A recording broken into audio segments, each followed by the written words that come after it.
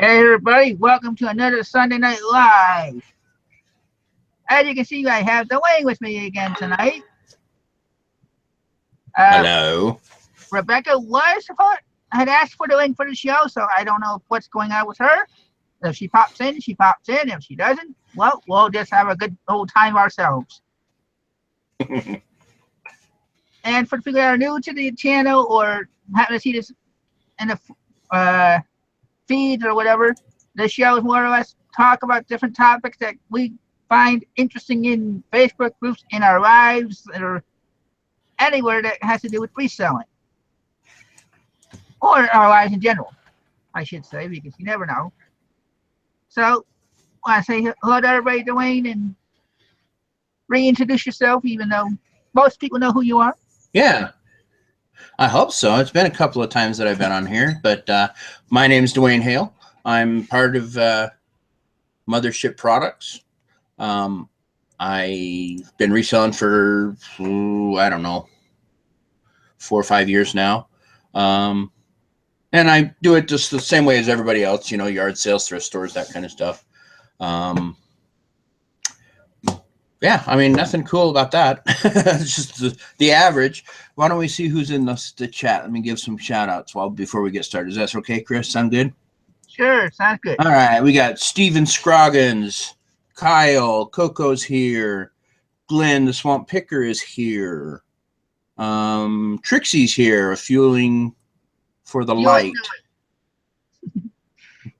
and Tanya's here, my stalker. And let's see, who else? Mike Warren, Julie Venerum. I hope I said that right. Sorry if I didn't. Lucky Reseller.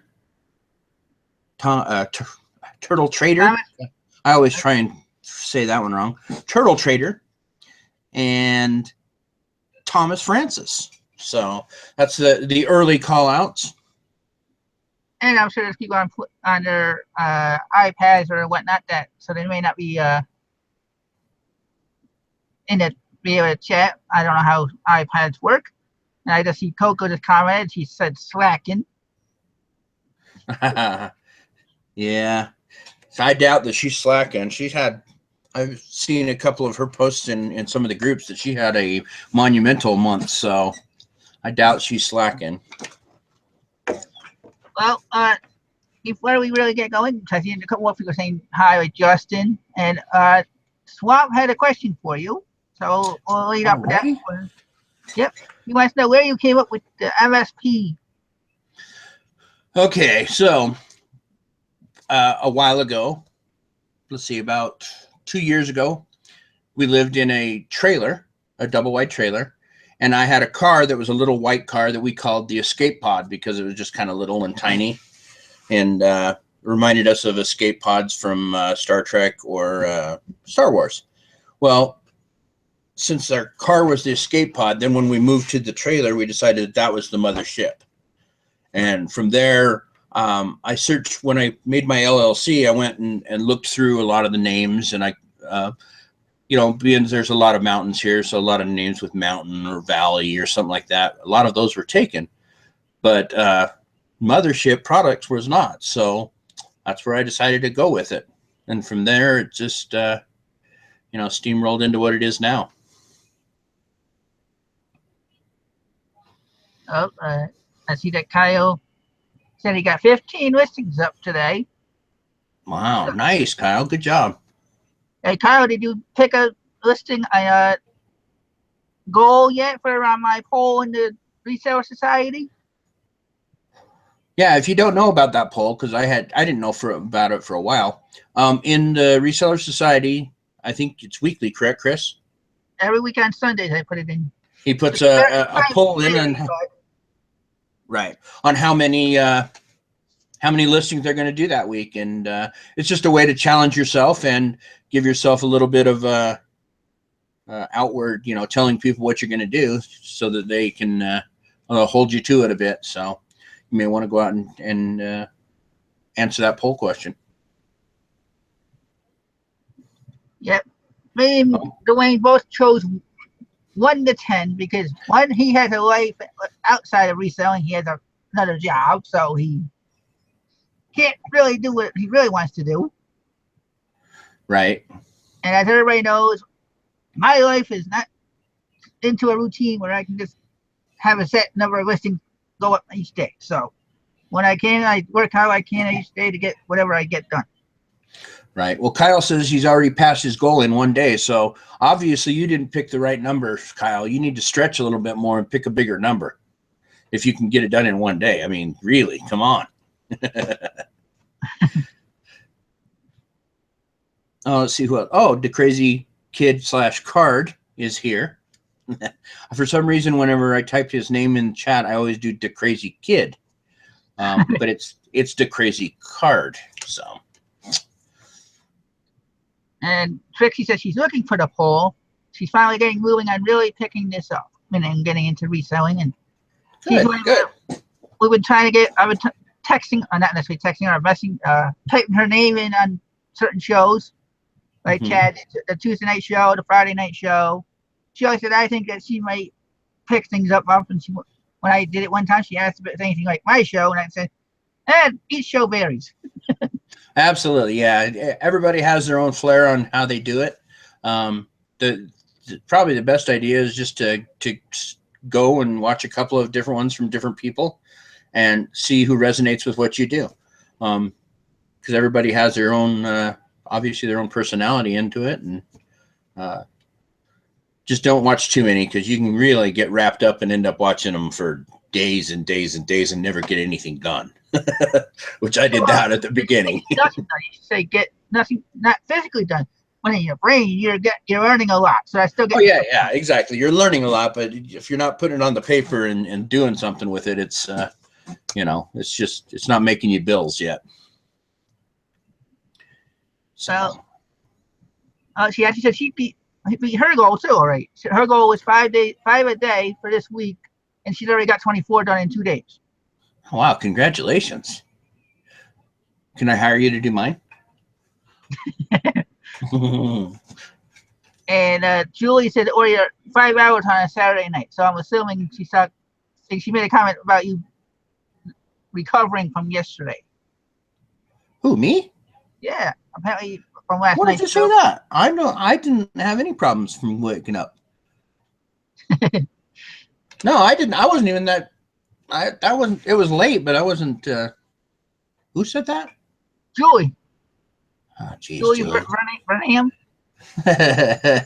Yeah. All right. So yeah, I was up a little late. Probably had a little more drink than I should have, but I wasn't that tipsy. I was still okay this morning. No hangover or nothing.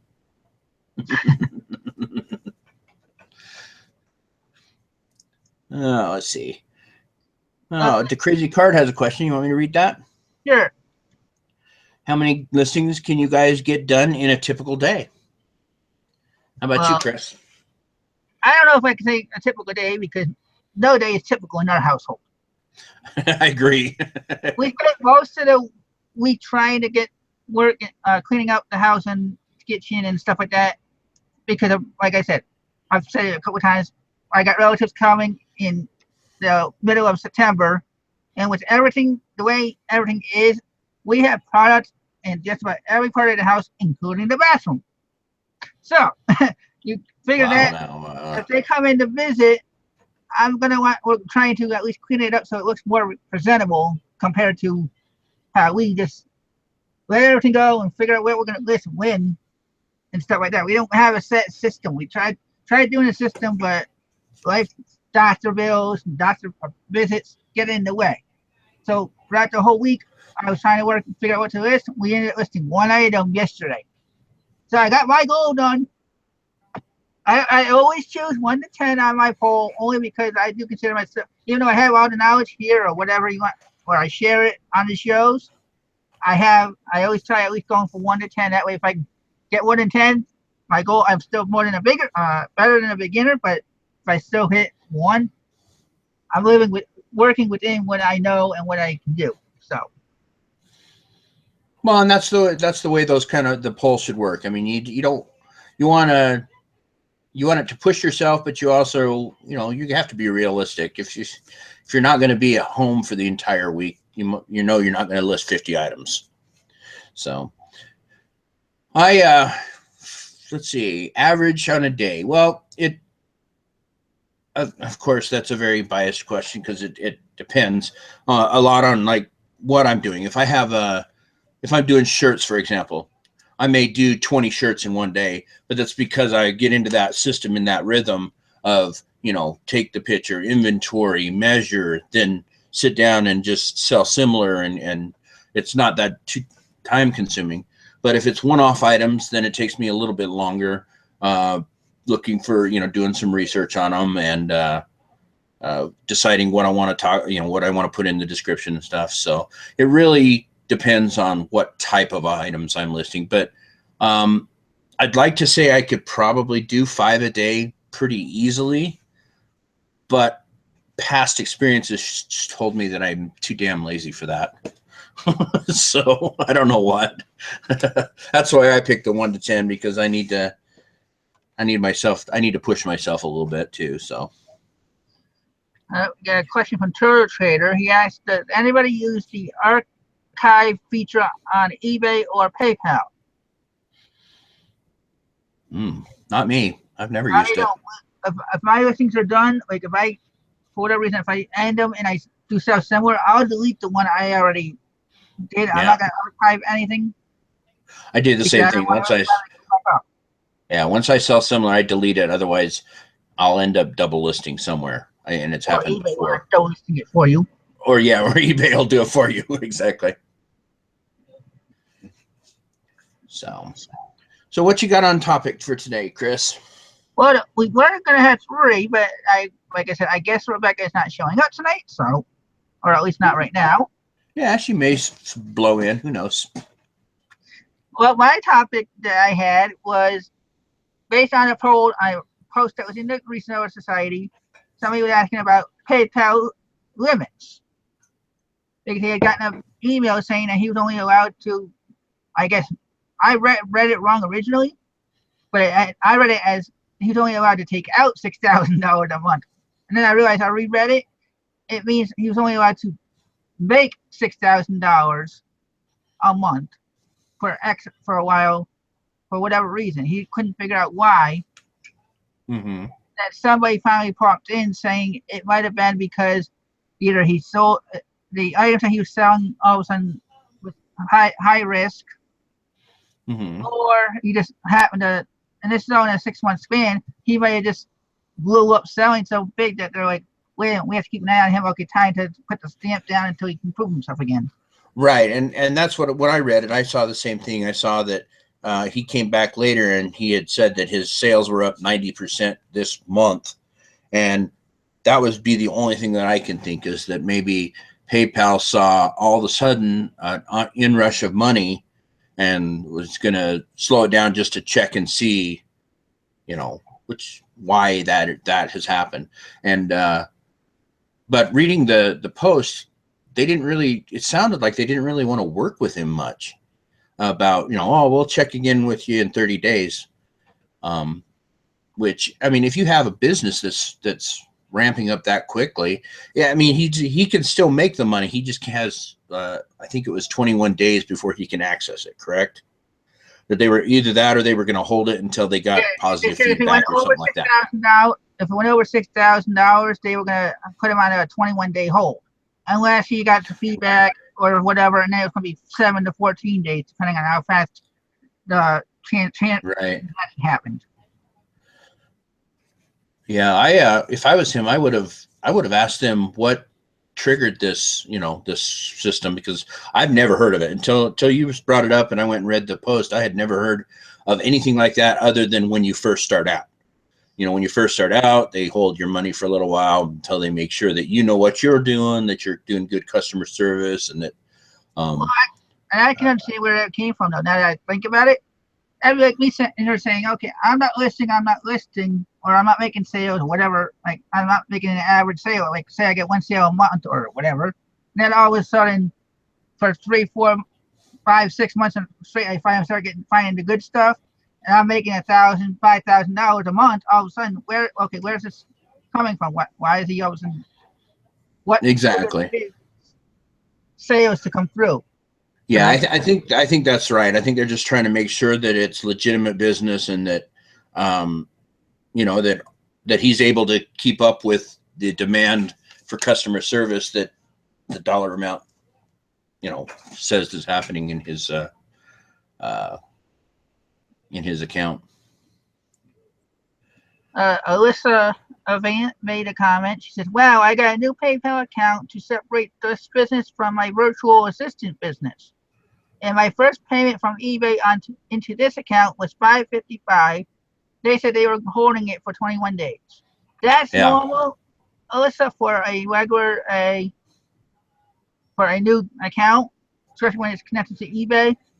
If you had probably used your same account to link your other account to the eBay one, you might not have had that hold per se because you already had established payments through the virtual assistants. So yeah, it is normal. It's like I said, she just said in the chat, is that normal? And yeah, that is normal. They just they want to make sure that you're a real business, not just a scammer or a spammer, I should say, and that you're giving good customer service to eBay and your buyers before they release that money. So it shouldn't be that long, especially if you do you know, a good job. It's just like when you open an eBay store, you only, at the first month or something, you only get a certain number of listings, and you can't do any more than that. And you can't make a certain amount because they just want to make sure that you're worth them putting the time into your channel, and that you're actually not just a bot that's running up numbers. yeah, I know that they'll hold it for, I think it's either 25 transactions or 90 days. Like that's how every time you make a sale, that's how they'll hold it for the 14 to 21 days, depending on how fast the transaction goes on. But it also depends on how long you go. So after 3 months, they usually just say, okay, you've proven yourself as either trustworthy or you're not. Exactly. We're cutting you off or whatever they do to cancel accounts on PayPal.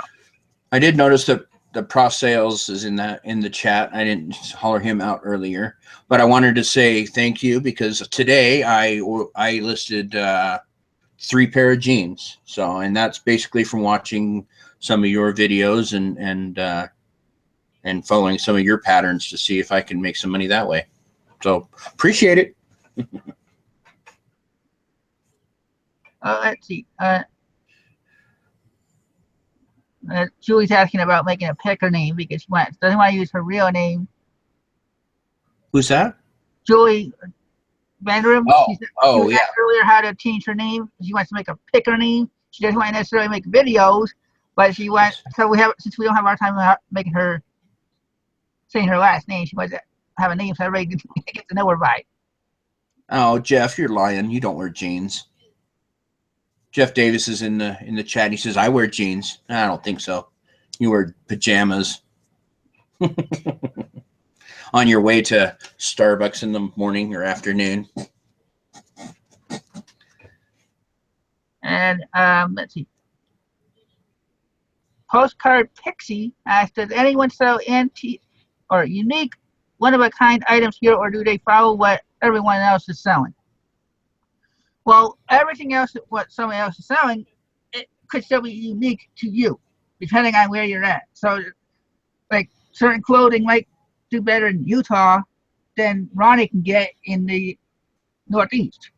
Ronnie's not going to get Carhartt. Well, he might, but I mean, you know what I mean? I understand what I'm saying. Where Utah, Denver, it's more cold, there's more snow, there's more hunting, whatever. I don't know how all the schedules and stuff, but that's the point I'm trying to make is certain brands might do better in other part of the countries than. So to limit, say, is everybody doing the same thing? No, because depending on what your knowledge is of what you're able to sell. Well, and what I like to do is I like to have bread and butter items that, you know, sell constantly, just to keep things going. Of course, I love the one of a kind, unique things. Those are the things you look for. But from a business point of view, I need to keep that flow of money keep going. So I look for bread and butter items that, you know, maybe a lot of people are selling, but I'm just, you know, going into that big heap with everybody else. A lot of those, you know, like jeans, for example, a lot of people do sell jeans, but that's because there's a lot of people that need jeans. And they're good bread and butter items because, you know, they're constantly selling. But yeah, of course, I love like looking for the unique, one of a kind things. Those are the fun ones for me. Well, she did postcard pic. She just said, added, I'm just wondering because YouTubers put up a lot of videos as to what they are selling, so people naturally are going to look for those items, right? Not necessarily. If they don't have the knowledge in those areas, unless they want to learn, they're not going to go purposely go looking for fencing glass. They're not going to go looking because they're not going to know what they're looking for until they learn what to look for. Right. For example, my wife, she went, her sister lives in the Indianapolis area, and she went there for a week and realized just how many antique things are in Indianapolis and how many, you know, estate sales and auctions and stuff like that we don't have in Utah. We don't have anything unique things, you know, antique type things here compared to other places. So when she came back and she told me, yeah, we need to move because they have tons of antiques and, you know, they don't want an arm and a leg for them because they're everywhere there. And I thought that was awesome. Now, so for anybody that's new to watching or reselling, realize that PayPal will have a hold on your money, like Alyssa has found out. And apparently now, depending on how fast you blow up in the sales department, they can limit you for other reasons. So, yeah, for sure. I mean, I think they're just checking to make sure that person is going to do a good job for him and for them. So, Hunter just showed up from our guest from Wednesday night. Oh yeah, hey Pete, how are you? Hey Pete, if you shared a question in our chat, you wanna? Oh yeah. The question was from, oh my goodness, Julie. See, this is why she needs a name because I can't say it. Verem, whatever. What do you all find that are your bread and butter? Mine are cool Uggs, men's ties, and plush. Plush does really well for me. Yeah, for me, my I kind of cut my teeth on men's clothing, kind of like Ronnie, only like Chris was saying, I don't find the number of high-end brands that Ronnie finds. That just, they're not here in Utah. I find onesie twosies of each of them sometimes, but for the most part, I just don't find those kind of clothes. So for me, I do a lot of men's shirts, ties, just similar to yourself. And well, I just started jeans because they seem to be working pretty good. And I guess that's probably it for bread and butter items. What about you, Chris? Well, I wouldn't say I necessarily have bread and butter items, but I just go for whatever I think might sell or what I learned from, like I've said about some videos, but I still have to watch what I buy. So, like, I got all my patterns that I've sold a couple here and there. I have other shirts. I had hats on. I sold a hat this morning. So it all varies and depends on stuff like that. So I don't necessarily have a bread and butter yet. I'm still trying to figure that out. Especially in my area when with the walking and stuff like that, it's harder for me to just go grab a whole bunch of stuff and say, okay, you're coming home with me. So they're in the chat, they're talking about ties, and Green Mountain Picker says, I hate ties. And then Angie says, me too. And I went down and I said that because two of my highest grossing items ever, or return on my investment, have been ties. I've sold a Louis Vuitton tie for $149, and that I had bought for $2. So, granted, not all ties sell, but when you do find a really good one, they sell for really good money. I've sold 2 Louis Vuitton ties, one for $149, and I think one for $89. And then I also had another. Let's see, who was it? It was a Vineyard Vines tie that it had a special.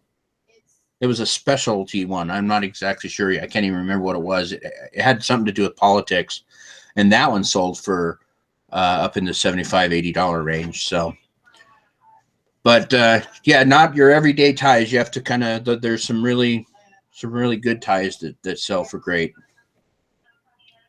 Oh, Alyssa has made a sale. She got a ka-ching. Oh, great. Well, all those listing, well, you said you did 5 a day for the last couple of days. They're starting to kick in already, huh? That's great. And I was just going to say something. I can't remember what I was going to say now. Oh, about the ties. This is not necessarily, it's not going to be political, but there was a post in the group or the resource site. As a lot of people know, I'm admin of more than just the resource site. I have my own groups and everything else. Mm-hmm. But there was a group, there was a post about a tie that was an Obama tie made by the Trump tie company. So the person found it and they listed it and they were asking about it, and it kind of really went away from the item itself and more to the political realm of things. So I ended up deleting it. But that is something that you'd consider odd, especially, well, not really, because how many years ago they were friends, and now they're not necessarily, they may still be friends per se, but they're on the opposite side of the spectrum. So that's something that might be considered, might work to make some money. I don't know. If they're figuring out collect Obama ties from other companies, I don't know. Right. Well, and the one thing I do love about ties is that they're so small. I mean, you can keep an entire inventory of 500 ties in a banker's box, after they're all rolled up and nicely done. Angie asked, are there Louis Vuitton ties that are knockoffs? Are you asking if there's a lot of ones that are counterfeit? And the answer is yes. Louis Vuitton is a very well-known counterfeited tie, or anything from Louis Vuitton is counterfeited quite a bit. So you do have to do your due diligence and look in and verify that it truly is a Louis Vuitton. And a lot of that has to do with, you can tell a lot of times just by the quality. I mean, you'll grab it and you'll be like, oh, wow, this is a good tie. And I think that's it on a lot of things, is a lot of the knockoffs, they may, have the labels and everything, but the quality just isn't there. And a lot of times once you get the hang of it and have done it for a while, you can just grab a hold of some piece of clothing or even something else that you guys, that your niche is, and you right away, yeah, this is a good piece, or, oh, that, that's obviously a knockoff. So let's see.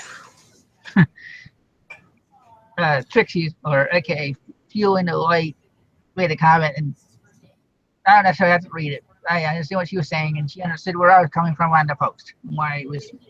Sure. So, and then let's see. Should I move into my topic? Sure, we got. Well, you might as well. And we got. We're really at the half hour mark, so we're working. Oh, geez, just cruising. Well, okay. I had an instance this past week that I wanted to share, just in case it could happen to you guys, or you guys have a better way to deal with it. I typically, everybody freaks out about zero feedback sellers, or buyers, I should say. And I honestly, I don't really give it any thought, unless there's some other things that raise the flags in my head.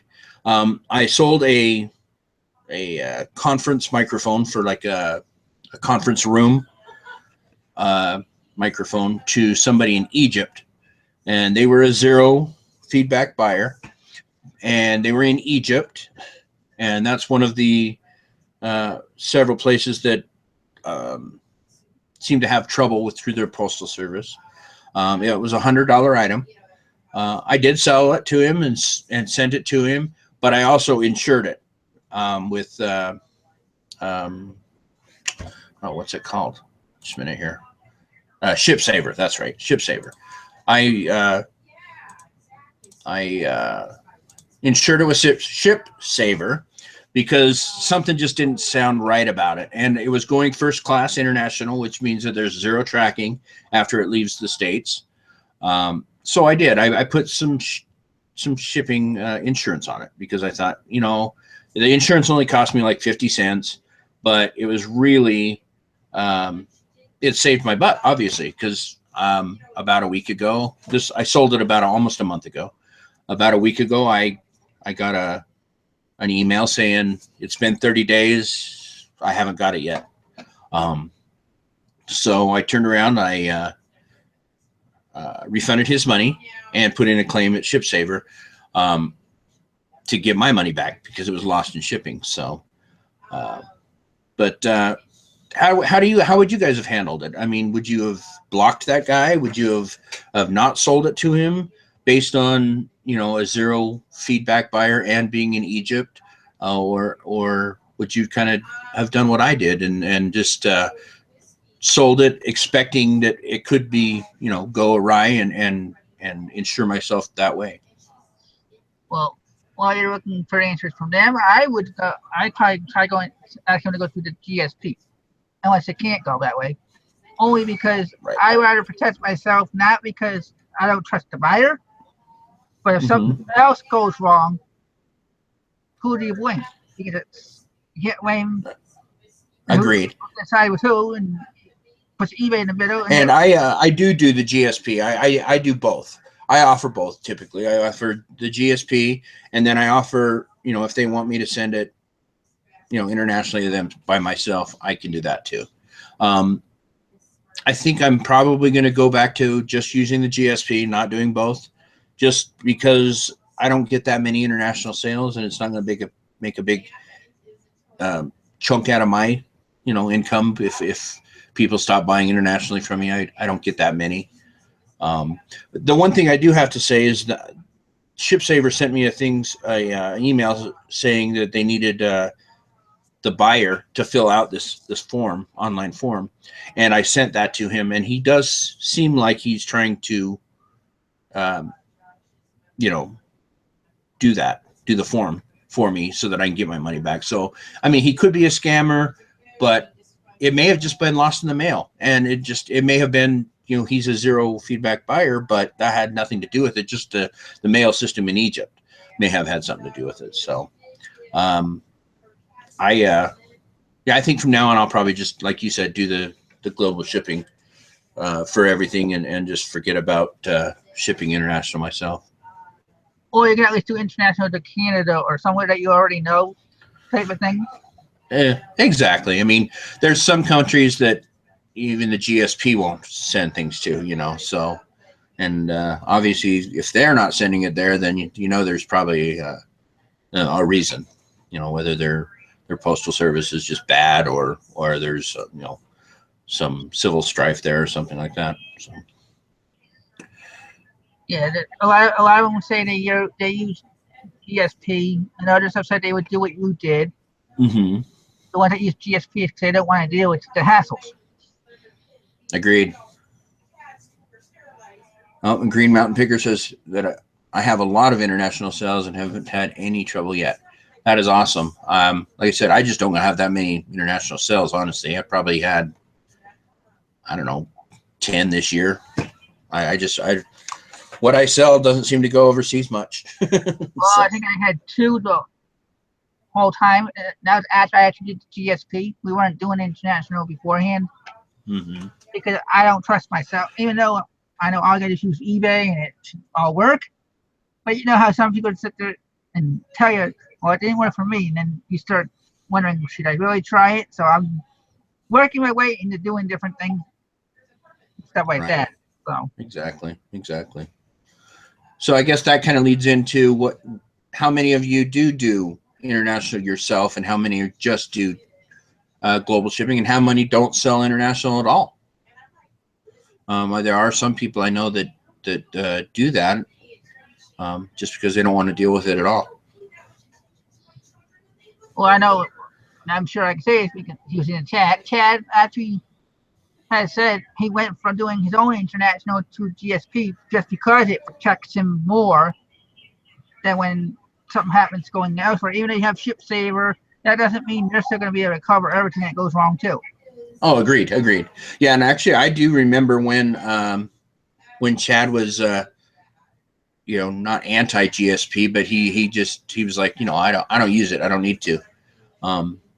So it, and of course you're not locked into it one way or the other. You can always change back and forth. So, but looking at the chat now, a lot of people just say that they only use GSP. So, oh, and Angie, of course, she says she doesn't use GSP, and she has a lot of international business. So, well, especially in the Q4. Then again, remember a lot of hers is jewelry, so it's a lot lighter. So the GSP, the lighter stuff hurts more in the taxes, whatever. I don't know. I still rather myself. I got all the light patterns and all that, but right. I still don't. Oh yeah, I knew that. Jeff Davison says he does it all himself. I knew that. I knew that he did. He's never had any issues, and he does quite a bit overseas, if I remember right. So yeah, that was my my quick and easy topic. I mean, wow, we blasted through that in like 12 minutes. I mean, nothing. I know. Well, another topic that just came up, and our roundabout way might as well just talk about it because I didn't necessarily have a channel for a while. I started by watching channels. 2011 is when I actually started YouTube, like watching videos and made up a name on Google Plus and all that. I didn't change my name until my walking picture name until I started the show. Mm-hmm. And that was in 2014. So you figure for 3 years I was one of the watchers, not even a content creator. Mm-hmm. So there's people, Julie and one other person Julie wanted to change her name for her own, so everybody can understand what. Give her a different name, so I don't know who she is. Right. Alyssa was thinking about wanting to start a channel, not knowing if she had enough to share. I didn't know if I was gonna have enough to share. I started out like everybody else, haul videos and doing sold videos. Then I decided, nah, I'm not gonna do that as much. And I started doing the shows, and then here we are. Yeah, what, 350 shows in or whatever? 100. Well, it's gonna be it's 154th. Or 154. That's what I meant to say. Yeah. So. And, see that's yeah. Postcard Pixie and Pop Sales are talking about it in the chat. How Postcard had made a comment about they like to watch and see what everybody thinks about reselling, but they also made a comment that there are a lot of followable minds. That's what they said. How they said it. Mm-hmm. That just follow blindly. Well, as others have said, you gotta do your research of who you're watching. Oh, absolutely. Yeah. Well, and knowing not only who you're talking, but seeing the proof in the pudding. I mean, you can see that. For example, if you were to sell jeans, or Prof Sales says, sells jeans, he sells a lot of jeans, but that doesn't mean that I'll be selling a lot of jeans. It's just because he has a system set up. He has his market that he gets stuff at from, and like we had said earlier, everybody's market is different. Granted, a lot of like I said, I think a lot of people put out kind of the bread and butter items that make them decent money, and and like people like Chad, everything he does is one-off. I mean, he has his bread and butter items, but for the most part, everything he does are one-offs or unique items, and those are the interesting things, and the things that you think, okay, when I see one of those, I'll remember. Yeah, the fact that everybody may watch the same video, not everybody's going to go out and do it, because They may not like it. I know a person that, you know, they had every intention of going and doing clothes. And they did a couple of clothing, you know, got their clothes, did everything, and then realized they hate clothes. You know, they just don't like doing clothes. So it's just such the great thing about this business is you can take knowledge from everybody and then form your own business plan around it and do what you like to do.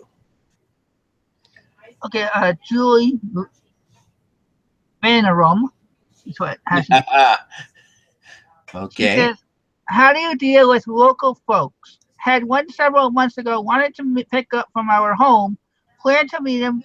He never showed, left negative feedback, and lots of ugly messages. Feedback was removed. Very scary. Simple. Do not do any. I personally don't do any local pickups unless I'm doing it like through Facebook itself.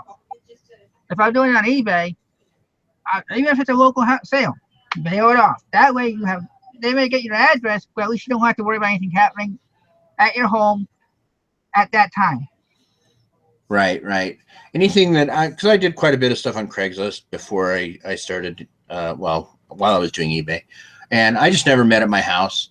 And you count on about, oh, I don't know, probably 10 to 20% of people just not showing up, or not being exactly what they expect. You expect them, you know, they'll bought it for 50 and show up with $40 cash, and that stuff you just got to be ready for the most part. Like I said, I only met at my house once, and that's just because I couldn't physically move the thing anywhere else. I know a lot of police stations in the United States right now have a Craigslist area, or they don't mind if you do transactions at the police station for everybody's safety. And I'm sure being a woman, that makes, you know, I mean, that makes it worse for worrying about, you know, being attacked and such. I've never had anybody local pick up from eBay. Most everything has been Craigslist or something like that. So, She said she ended up saying she shipped it to him. It was a snapback hat. So, huh. and I just got a message that Rebecca ended up taking a nap. She ended up having a migraine headache, and Uh-huh. she just woke up. So I still don't know. I don't know if she said sorry. So I don't know if she's gonna pop in for the last 10 minutes or so. I'm not Well, responding to it. cool. If she does, that'll be another topic. If Yeah, not, I well, wanted to talk about big commerce tonight. So okay. doing that the last week. So we'll save that for next week, most likely, unless she pops in. Right. Let's see Uh, what we got. oh no, I was Go gonna ahead. say, Alyssa says she thinks she will.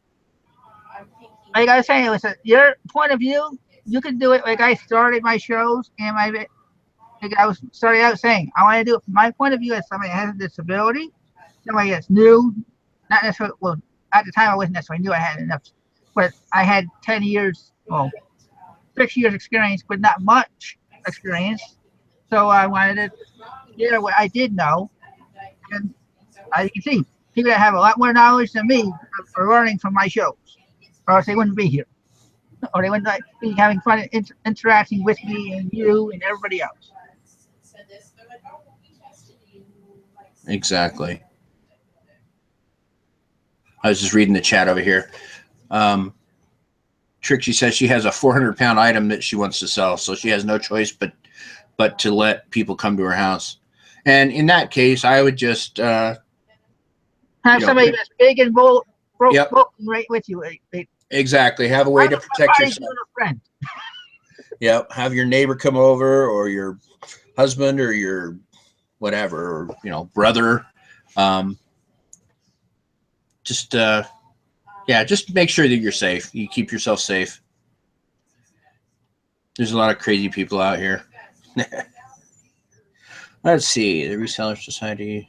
Yeah, Chad's talking to Postcard. Oh, to Postcard Pixie. Call Bonafide Postcard Hustler. There Pixie you go. Society is a group on Facebook. It's called. We have over 18,000 members that learn from us, or we learn from, and we help each other and answer questions and all that. Right, right. No such critter here, just me and a teenage boy. Well, I'll just make sure the teenage boy can swing a bat then.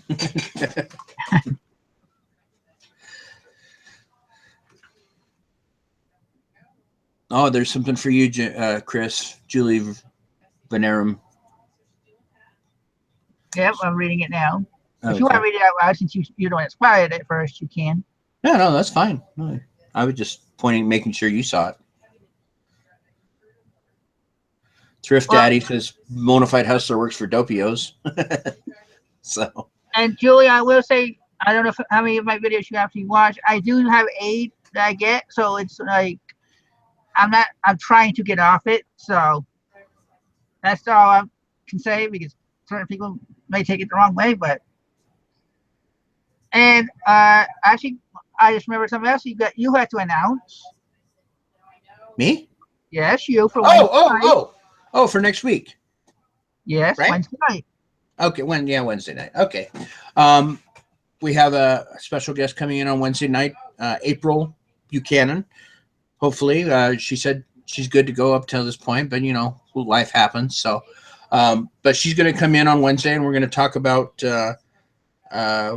having a reselling business and having a job. A part-time seller. A lot of shows are tailored towards the full-time seller, whereas being a part-time reseller has its own, quirks and things that we have to work around. I myself have a job. I like to call it another stream of income, because a job just sounds horrible, but that's what we do. So, but because there's a lot of people out there that aren't full-time and working and having a good reselling business or a functional reselling business can be draining. So I reached out to her, and she said that she'd love to come out and talk to us. So we're looking forward to that. Okay, let's see. Thomas Francis asked, "What is my disability?" I was born with mild, and I say mild compared to a lot of people that have it, cerebral palsy. As in, when I was born, my parents were told I wouldn't walk, talk, or use my arms. So I'm a lot better off than some that have it. And also for reference, a couple of shows ago, we did a show about reselling with a disability. So you may want to go back and watch that. We had another, what was his name? Just drew a blank. Henry came on and talked about reselling with disabilities. So you may want to go back and check that out. It's on Walking Pickers channel. Angie asked what my other form of income is, my job. I am a calibration technician. I run a calibration lab for Tektronix. Basically, I check and repair test equipment to verify that it does what they say it's going to do. So that's what I really do. That pays most of the bills, and then the reselling catches up all the bills that doesn't pay. So. And Mr. Sadie just showed up. So, hey, Mr. Sadie. Bubba. I work on getting him on. He's promised me he'll be on way back before he even had his issue with flooding in his house. So, and he doesn't use Facebook, so it's gonna be harder to connect and work out a schedule with him. Oh yeah, come on, Mr. Sadie, we can work this out. We can get you on this show and spew your information. Sorry, Angie. I mean, you can send me your scales, but most of the time the scales aren't the problem. It's the people on the scales that are expecting something other than what's on the scale. So, but yeah, if you want to send me your scales, I'll calibrate them for you.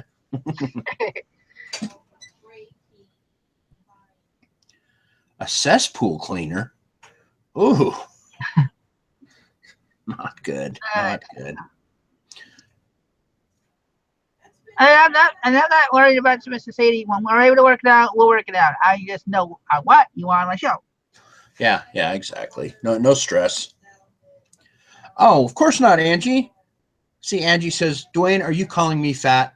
And I said nothing to the, just like you Well, said. no, You didn't say that. Just like, a couple shows ago where you said you were an old hippie. Yeah, you didn't say that, and I didn't say you were fat. You could be waiting and thinking that the scale is wrong the other way, too. Maybe you need to gain weight. I don't know. I'm just saying that most people that complain about their scale is it's not the scale. oh, and Tanya's on her way to watch her Naked and Afraid show. And just Oh, so I everybody's know. wondering, since we talked about it last week, we are not changing the format, the time of the show. We're staying at 9 o'clock Eastern time. Yeah, we're not going to change it. So. And the Wednesday night show is still staying at the 10 o'clock Eastern. So, and Which I still don't get, by the way. If you ask Chris, he'll tell you. He has to tell me every damn week what time I'm supposed to be here and what time I'm supposed to be on Sunday. Every week. I never can get it right. well, because you were normally late for my own show. You would show up. I know what. I know it. It's not my fault. Well, it is my fault. So. Sharking Mom Deals says her brain needs to be calibrated. I definitely feel that way a lot of the time. I definitely feel that way too. So, Let's see. Any other questions in the chat? I see what I don't. I'm trying to figure out what Julie's asking. She says, "Why don't October that will create a huge problem?"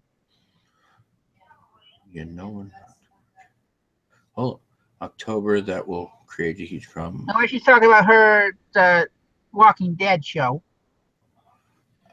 Oh, okay.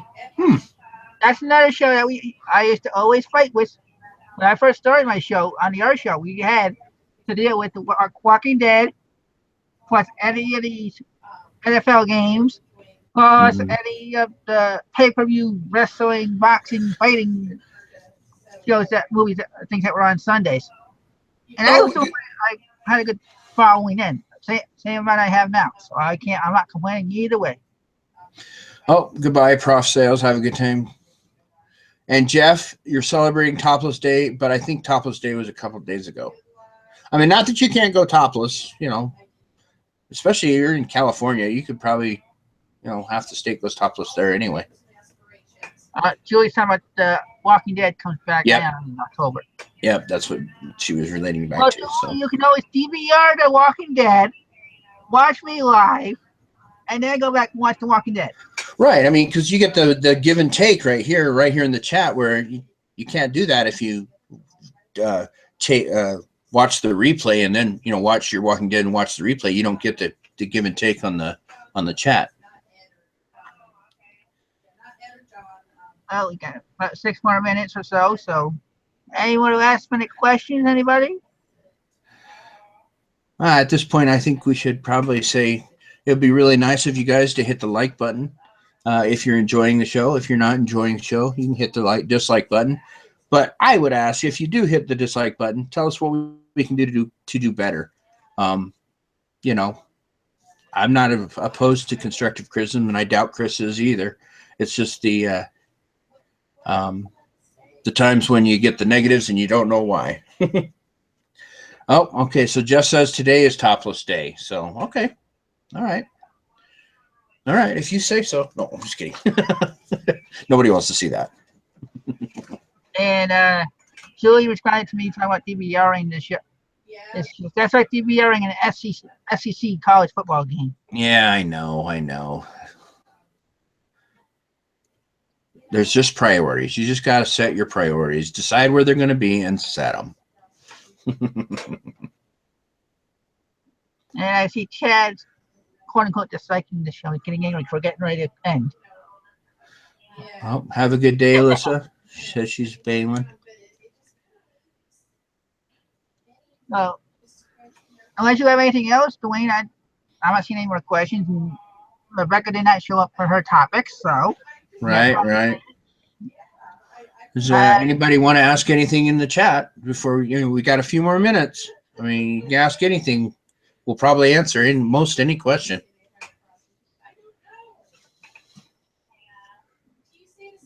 and if you have a topic you want us to hit on this coming weekend, next Sunday, get a hold of us or tag me in a post in a resource one of the groups, and I'll pull it up. I'll figure out a way where I can get into the show or a show on a Wednesday night. Because we had Kyle that wanted me to do a show about the I can't think of remember what it was right now. He wanted to do a show on the wholesale eBay site.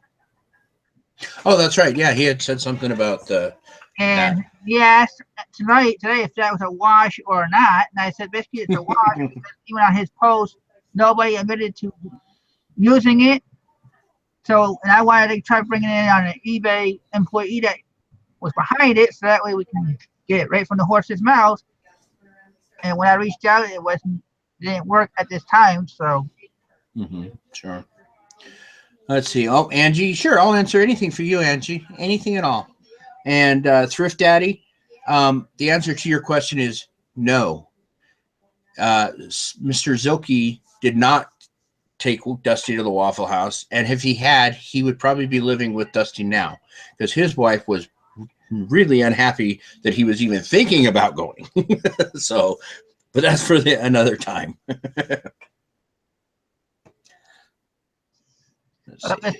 Mr. C says, I have been really tracking my listing every day for about 3 weeks now. I can honestly say I suck. Laugh out loud.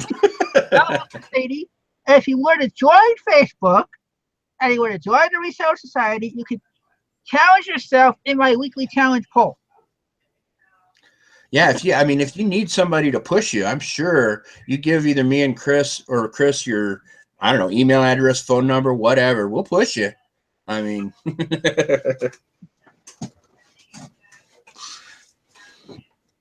do any of you do online liquidation? If so, thoughts? I am not doing online liquidation. Yeah, me either. So I'm sorry. That's a subject to bring up to another person that might. Or if you know somebody if you find out somebody that does and they're willing to come on the show, let us know and we'll get in contact with them. Actually, I wonder if Eric Castle. I know he does a lot of liquidation stuff. I wonder if maybe we can get a hold of him and see if he wants to come on. I don't know, because he hasn't been around doing too many.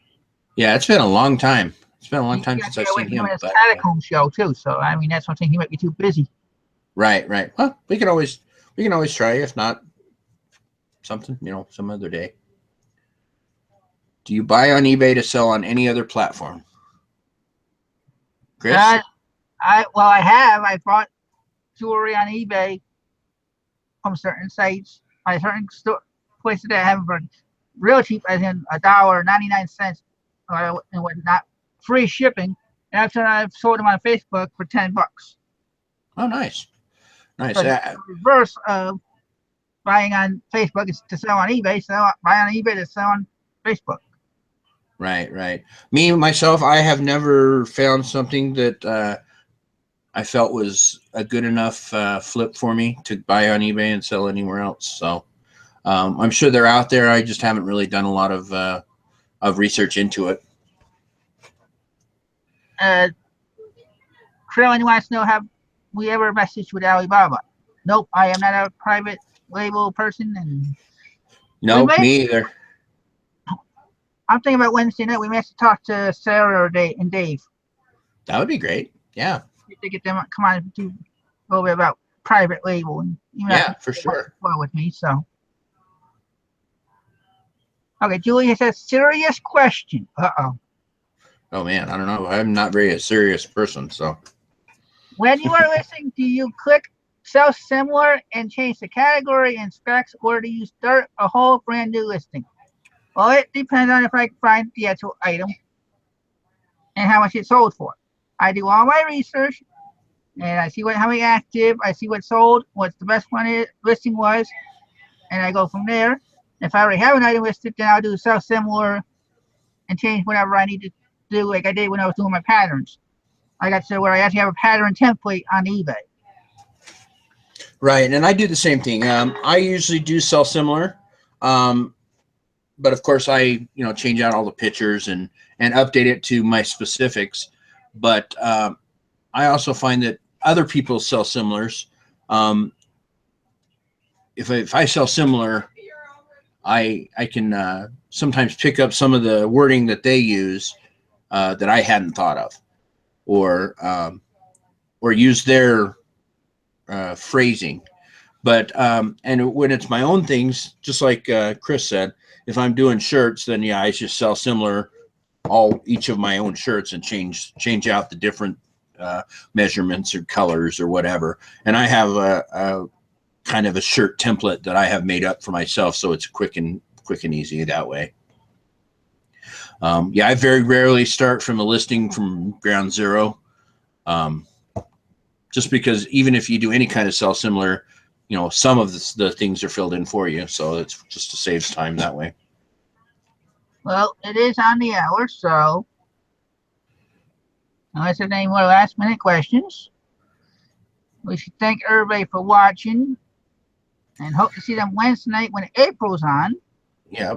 For all of those of you that don't know April, she in the last 2 years, she was full-time working, part-time reselling. Then she went to full-time reselling, and then she went back to full-time work and part-time reselling, just because of the job offer that she got was worked out for her way better.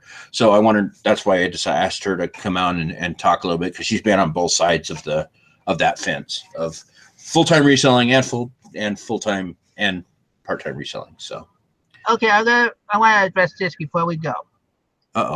Green Mountain Picker says just list 25 to 30 items a day every day for as long as you can stand it. There's the problem. It may be good advice, Wolf, but not everybody has the in their life can just sit there and list every day. There's doctor's appointments. There's family time. There's all these different things that are depending on your priorities. If you want to stay away from your family and everything else, and list to make money, fine. But you also might want to think about your family, what time you're spending with them, and stuff like that. That's why we were talking about Dwayne possibly. I moved about the time moving up an hour for this show until Dwayne said, nope, his family's okay with him eating an hour earlier. Yeah, it is. It's all a juggling act. I mean, you have to juggle your business, your family, your personal life, sleeping. I mean, of course, everybody has to figure out what works for them. That's the main thing. But I do agree with list as much as you can. Maybe not 25 to 30, but you can't sell it if it's not up for sale. So, anything else, Chris? Well, actually, Julie made a comment on top of that. She said, she tries to list 10 a day with her job, her 5 kids, and 5 grandkids. Oh, my goodness. It is almost as much as she can do 10 new listings a day, even make a difference. 1 listing a day makes a difference. Absolutely, yeah. In fact, go ahead. I would say even not necessarily you don't have to list every day. Just doing something in your store. Like, put your store on sale. Put your store an item, whatever, like change it to an auction or something in your store, just so they see you're working in your store. Share it, tweet it. That's still activity in your store, which should give you the views on the bumps from eBay. Yeah, I agree wholeheartedly. Anytime that I have gone a long time without listing and sales are slow, as soon as I start listing, it doesn't even matter what I'm listing. Most of the time, what I list isn't even what sells, but I'll list something and my sales will instantly pick up. It'll be something that something that I've had for a while that suddenly, now somebody wants. And it, I mean, I guess it could be coincidental, but I don't think so. I think once you do something and relist or do something, tweak your store at all, eBay realizes that you're making an effort and they put you up higher in the ratings. That's personally my thoughts. No, See, and Mr. Sadie, for example, like he says there, I have a simple goal: list at least one item per day. Once I do that, I want to do a few more, and that's exactly right. Once you, once you list one, you think, oh, I have something that's close. It'll only take a second. I'll do another, and you just keep yourself motivated that way. That's for sure. So, yeah, like I said, due to my life, I can't necessarily get listing as much I want up. Right, this week I only got one item up, even though I spent a lot of time helping out in Facebook. Like I always do. We got one item up yesterday, and I sold a hat today. Yeah, exactly. Well, and you're working on your business. If one more item's up there, whatever you list, that's one more thing that can be bought. So, and like I've always said, it's a tailor-made business. You tailor it to your needs. What you can and can't do. There's a lot of information out there on what different things to do, but you have to make it work in your lives. That's all there is to it. Yep. And see, all right, Chris. I think everybody's yesterday and one today. So nice. All right. Well, I want to thank everybody for watching. Like I said, no Rebecca tonight. She had ended up having a migraine, so we just plowed right through what we had anyway. Yep, she missed out. Her loss. And hopefully we'll have a full panel next week. I don't know. And we will see you Wednesday night. Hopefully you will come watch us and learn from April and have a fun time like always. Bring some questions, because and this will be a good chance to ask somebody that's played both sides of that field, full time and part time, and then went back to part time. So yeah, bring questions. And we will see you Wednesday night. Hit that like button, and if you're new, subscribe. Yeah, what he said. Night, everybody. See you guys.